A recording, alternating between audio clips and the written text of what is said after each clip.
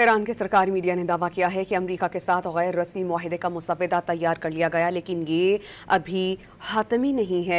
Iran के सरकारी TV पर जारी करदा बयान के मुताबिक फ्रेमवर्क को इस्लामाबाद मुफाहमत का नाम दे दिया गया है। मुसव्वदे में आबनाए हुर्मुज़ और मुंजमद असासाजात की डिटेल्स शामिल हैं। मुजवज़ा मुआहदे से आबनाए हुर्मुज़ में ईरान को वसी इख्तियारात मिलेंगे। ईरान को बहरी जहाज़ों की दर्जाबंदी का इख्तियार होगा। आबी गुजरगाहों और जहाज़ रानी सर्विस फीस को वसूल का इख्तियार भी हासिल होगा। बहरी जहाज़ों को कार्गो की तफसीलात देना लाजमी होंगी।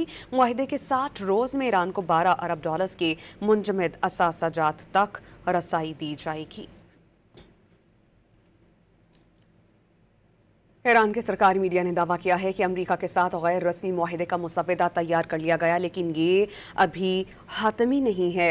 ईरान के सरकारी टीवी पर जारी करदा बयान के मुताबिक फ्रेमवर्क को इस्लामाबाद मुफाहमत का नाम दे दिया गया है।